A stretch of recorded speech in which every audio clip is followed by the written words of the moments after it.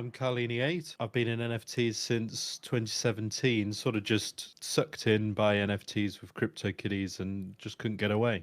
Everyone else who's listening, I imagine, once you're in, you're in. They were just a hobby for a very long time, like buying and selling, spending a lot of time sort of researching where we were going, but I still had a job and they were my side thing. And then when COVID hit in 2020, I was full-time NFTs, have been full-time ever since. At the end of 2020, I spoke to my friend Pranksy and said, "Hey, should we build something?" There was always this idea that there would be some kind of loot box style project that we'd sell and work with artists and put all this together. And we came up with NFT boxes. We'd sort of split the business in half. I kind of got it all running and made it work and spoke to the community.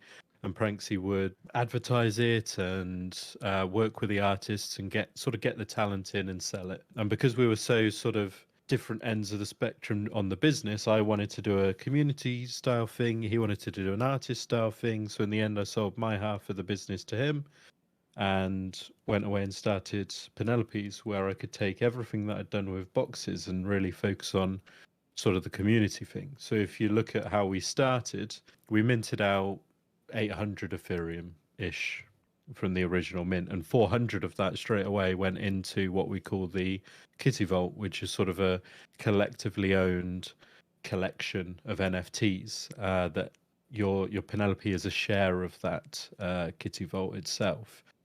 We do sort of votes on what to do with this and that. When we've got 2 Cyberkongs, and when they were big, we voted on if we wanted a baby or if we dump the banana. We then got Ape and voted on if we sell that and buy some other stuff. So, the community is sort of dictating what happens there. And then just continuously for the past, we were 18 months old a couple of days ago, last week, I think. We just continuously try and do things here and there that I truly believe will be beneficial for NFTs in the long run. And probably the biggest one to speak on there is our ENS subdomains, where my name is carlini8.pcc.eth, because we hold the pcc.eth subdomain domain, and we're allowing subdomains that get attached to cats. So you can see my profile picture there on the screen, and that cat owns carlini8.pcc.eth, and I own it. So it's sort of like I own it, it owns the subdomain. And if I trade that away, you then get rid of the subdomain, it leaves. So what that subdomain becomes, which is actually quite powerful, is proof of ownership. Because if that subdomain works, you definitely own a Purrnelope. And maybe people don't see the big deal for Purrnelopes, but if that was true of Bored Apes and on Twitter, it changes the game quite a bit, because instantly you can see the shills. And even if the scammer has a Bored Ape profile picture and they don't want you to send to their BAYC subdomain, something is up and they're probably scamming you. Which, if they're sending you a link of any kind, as well, but if it's a wallet address. Have you tried pitching that to any team? I've been shilling it at everyone I can for a year, because I truly believe subdomains are huge.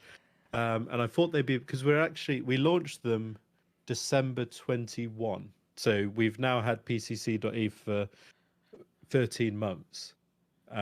And I really did expect a lot more people to take note in 2022. But the whole build it and they will come, maybe needs a bit of shill it until they come. So I have tried, and there are teams that have been taking it up. G Money is probably the most notable, that has recently. He's doing them slightly differently, but he is doing subdomains, and we had a chat about how he could, because he's more physical realm than us. And Quit, who's done Quoots, he is subdomains as well. And I remember, and excuse me if this is a thing that's like no longer a thing that you guys do, but I remember when you first came out, there was people that were rocking them as profile pictures that got like paid for doing it. Yeah. Yep. So 40 Ethereum was set aside for sort of a 2-week program where we split that up over 14 days equally, split it into 2 for Discord and Twitter, and that would just that was then equally split over however many people were in the Discord profile picture sort of bracket, and however many people are in the Twitter, and people got paid more than their cat because not everyone did it, obviously. So if you minted a Purrnelope and then put it as your Discord profile and Twitter profile for 2 weeks, you were already free rolling. That's amazing. So you could say we were kind of early to sort of the advertisement around wanting people to use your profile pictures, and we are trying to find a way to bring it back with our own. We've released our own token Yarn, and we're trying to bring it back with that. And I was planning on using NFT Inspect, because the worst part of when we were doing that is we had a guy manually checking everyone's profile pictures, because AI wasn't as good and all these tools weren't Yeah, about. yeah. And he was just looking every day, and it would kill me to have to do that now. But NFT Inspect obviously has all that information, and I emailed them the day before they tweeted that they were closing down. So I'm just waiting to find somewhere that is able to do something similar before we bring a program a bit like that back. So just going over Yarn here quick on the website. At its very core, Yarn is the lifeblood of the Purrnelopes Country Club universe. As we grow, Yarn grows. It will be used in our virtual experiences, our physical experiences, our minting, our upgrading, our social experience, our questing. You get it. Everything. We have very grand plans of long-term vision for PCC, and Yarn token powers us and pushes us further while sticking very much on the blockchain.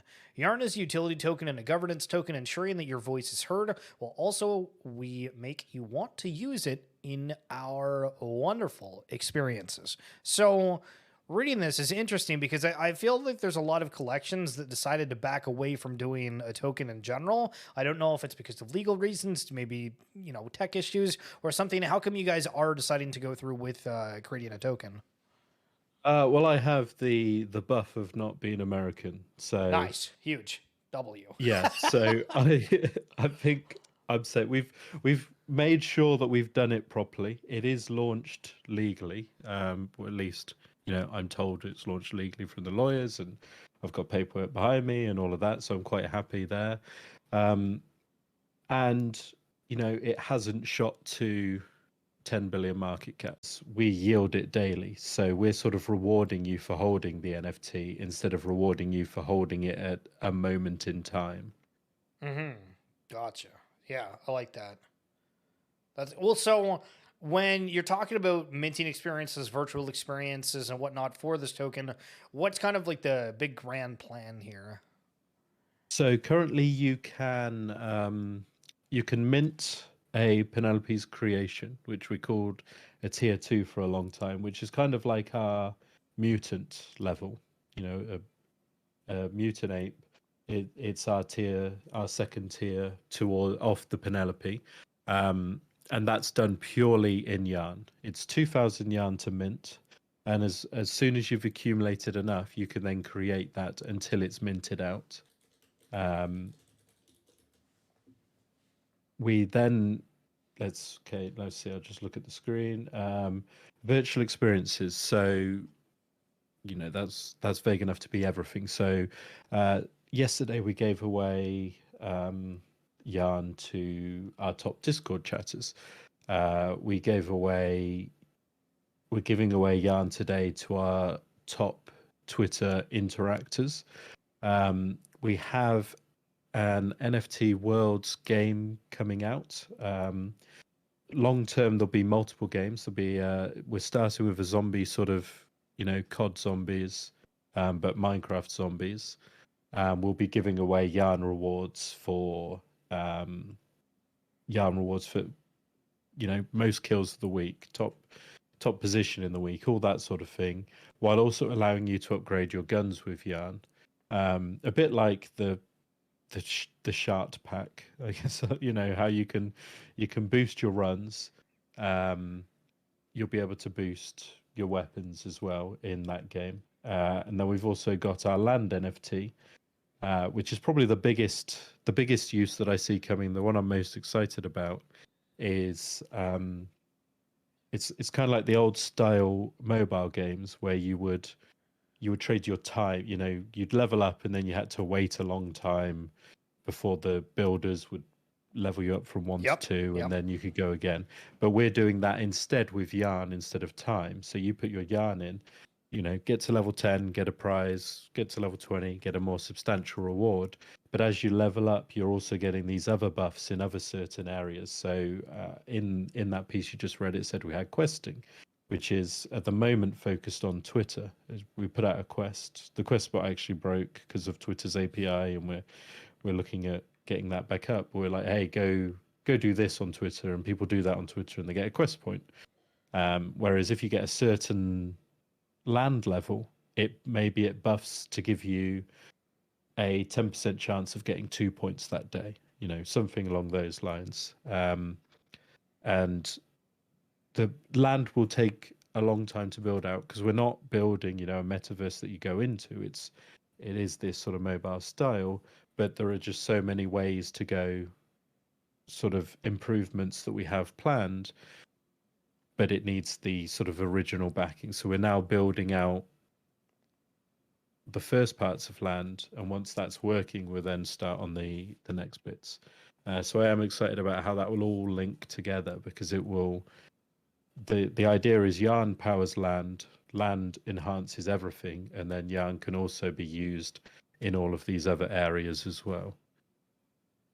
You mentioned NFT worlds within that, and I was following it for a while, and I don't know how much of the whole situation that you know, but I'm just curious if you're able to kind of give us like what NFT worlds is now, because I know before it was supposed to be this kind of Minecraft integrated world, but I know that they've gone out and ArcDev have said like, hey, we're kind of redoing everything. So can you give us like kind of a quick overview of how that shift has happened?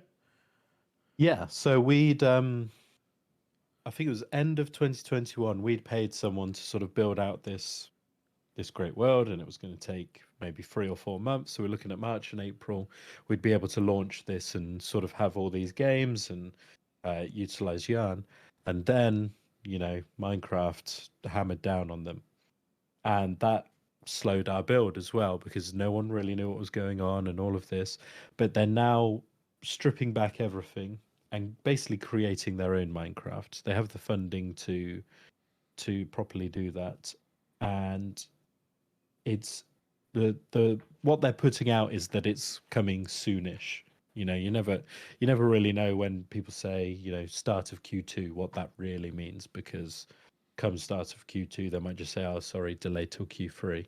But it is supposed to be very soon that you get effectively a Minecraft style game, but it's fully removed from Minecraft and all their own IP, and hopefully works as well. They talk confidently that it will, but not anything I would know about if that's right or not. Yeah, for sure. I gotcha. I'm just kind of scrolling through the site here. The subdomain raffles. So does that mean that you don't, or you get the .pcc.eth one if you have a cat? But what's these raffles that you have listed here?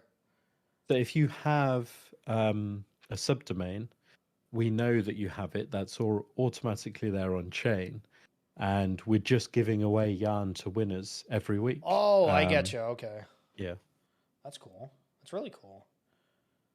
it's just one of my main, because I've got a couple of tweet threads about why I love subdomains and where I think they can go, and really it's when you start integrating it with other things that you can do automatically because that exists. Like anyone can register whatever .pcc.eth, and I know it exists. I don't necessarily know who it is, but that doesn't matter, because when you start integrating, say, web 2 APIs, like imagine we for some reason really cared about Fortnite, and we said, look, whoever gets the most kills in Fortnite in the next 7 days will win a trophy, an NFT trophy.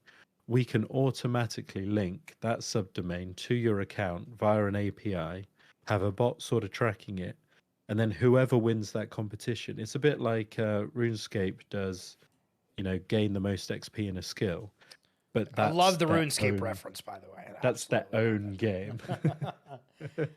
Well, so I mean, for the NFT space as a whole and crypto in general here, I'm just curious. The question of onboarding is something that we kind of talked about with everybody that we have on here, and just I think that in a weird way, it's like an odd turn because if you're trying to have this conversation and somebody's listening to that conversation and they're like, what do you mean like onboarding? Like NFTs are like a scam and this kind of stuff. And I feel like the verbiage around all of this stuff is really, really weird. And I understand why it exists because like onboarding is the true thing. And obviously with Top Shot, that was the thing that got a lot of people into what all of this could become. But what do you think some of the key fundamental things that need to happen or that are starting to happen that you're noticing to be able to take us from, hey, we're, quote unquote Web3 to, hey, here's the entire world of blockchain technology within everyday life? We need to get back to those Top Shot days, really. Top Shot didn't say they were a blockchain. They didn't say they were on Flow, which was pretty big considering they created Flow themselves. They should be pretty proud. But you just signed in. You signed in with an email in a way that um, everyone's just used to. I know there'll be maxis who are like, oh well, what sort of level of security is this, and all of that. But when my grandma is never going to have a Web3 wallet, but she does have an email. I don't even have to go that far. My mum is never going to have a Web3 wallet, but she does have an email, um, which she mostly remembers the password for, depending on the day.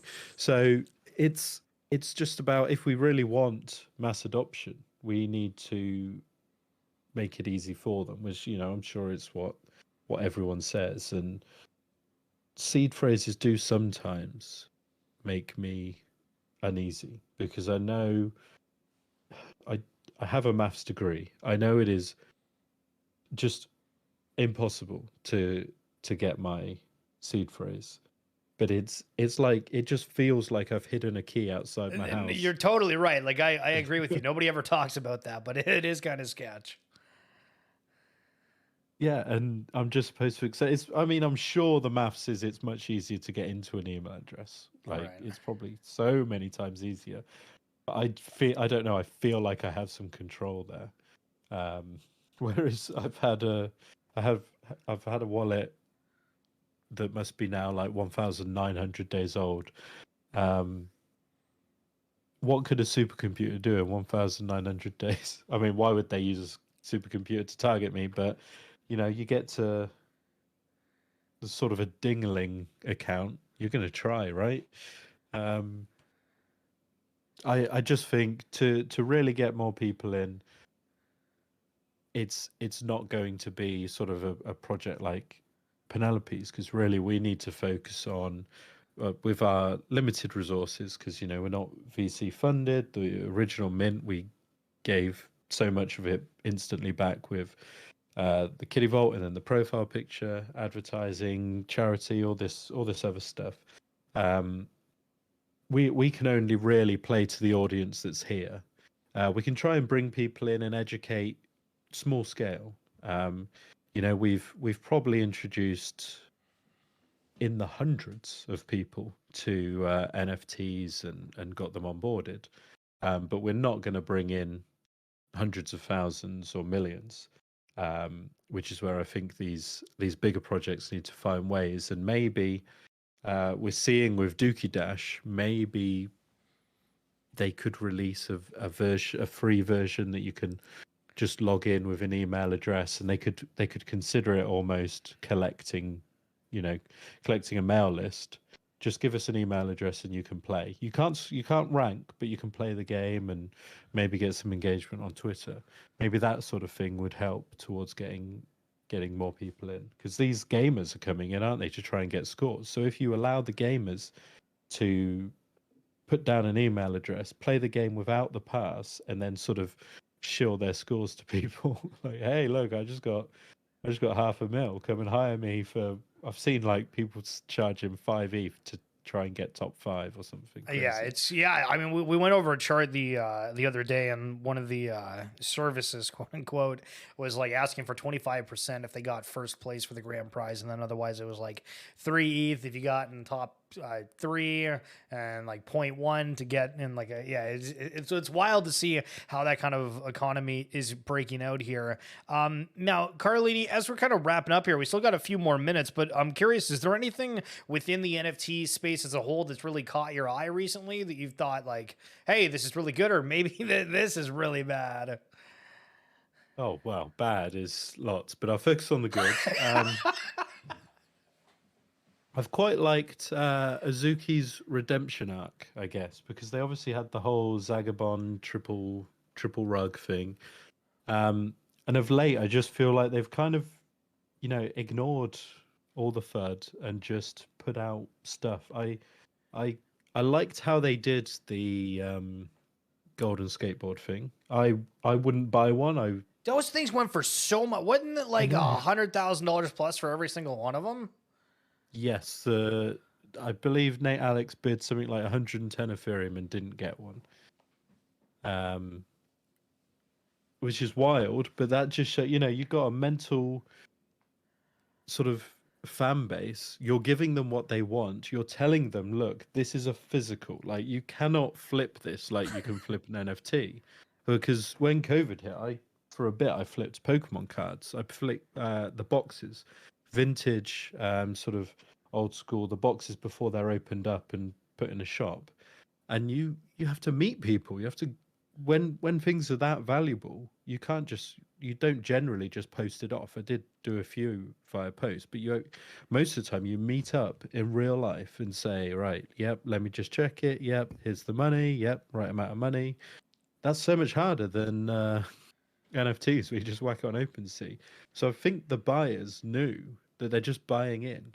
And that was sort of the start of the redemption arc for me. Then they added sort of profiles, and you're able to add all of your NFTs from the ecosystem and work towards getting these badges. But then the big hitter is their sort of world that they've just put on the website. Her something. I'm going to butcher. I think it says H something. Oh, I'm not sure what it could. It just looks great, and it's the big thing. I think is it's the sort of thing that Hilumia sounds like a cheese. But that's sort of the route I want to take Purrnelope's. I'd absolutely love this style of map with the country club and all the different things that you can do, and the map is how you navigate our universe. So you go to a different place for your land, you go to a different place for leaderboards, you go to a different place for kitten arenas, this sort of thing. And when I see projects doing stuff that I'd like to do, obviously on the flip side, Doodles have just acquired that animation studio, and some people I know completely outside of NFTs know that animation studio is a really good. It's not just nonsense that it's a really good animation studio. It does seem to be absolutely top tier, and they've just acquired it, and that's big for NFTs. It just in general, not just doodle holders, but that's a real acquisition into our sort of community, I guess. And that's showing the world that real things are happening here. And I think those are two. Obviously, there's Dookey Dash as well. That's been fun. My best is 150k. I think 250k. Sorry, this guy's beating me by a landslide. Holy hell! And that's on the Kitty Vault Bored Ape as well. So that's for the community style thing. And if anyone from the community is listening, one of my to-do list is to take our tier. We got 2 tier 1 passes, and I'm going to warm XYZ or whatever them onto another wallet and let the community log in and play.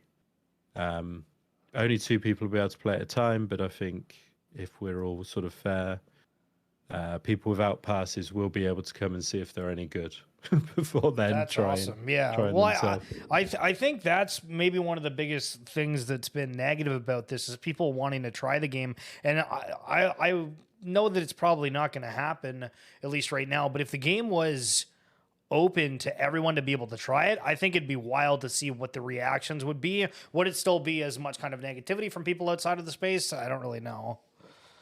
I think yes. I think people outside the space are going to be negative regardless. We saw that with the whole climate change narrative. Like, oh, you're burning the world. You know, you're taking it. You're using more than Argentina a day or whatever. And then suddenly Ethereum changes to be 99.9% more efficient, and literally no one cares. They're right. Okay, we can't use that negative anymore. Let's use a different negative. It's just, you know, whatever they can. They just wanna be mad regardless. It's it's a fun world out there. Now, with that said, final thoughts here, Carlini. If you have anybody that's from the Purrnelopes Country Club that's tuned in, is there anything you're wanting to say directly to them? And then maybe anybody else that's now thinking about potentially getting one if they've tuned in. Just that I think our sort of main draw is, we're not going away. It's been 18 months since we launched. I've been in NFTs 5 years. I'm very passionate about it.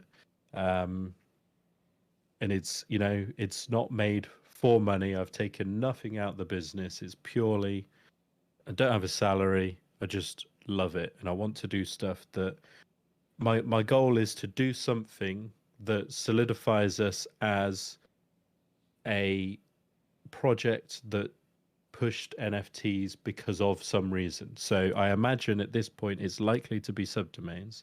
We push subdomains so far that then someone else Bored Apes then go on to use it. Obviously, I would like us to be the best with subdomains, but I'm also, I'm also realistic. And when a project with 100 million gets their claws into an idea that I think is great, it's quite likely to they're going to have more resources to do something better. So I'm trying to do a bit like punks. They were like, hey, this is what we think an NFT should be. Go and make it better. I'm saying, hey, this is what I think you should do for communities. And it could be dynamic NFTs with the land as well.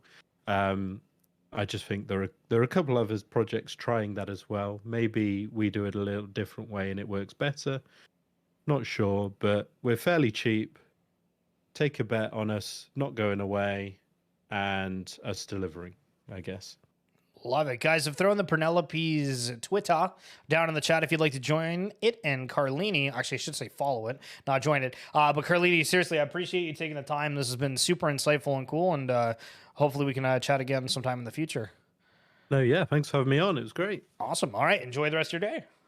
You too. Catch you later. Peace. Yo, there he is. Not bad. Yo, listen, today, I'm telling you guys, today was nothing but a freaking vibe.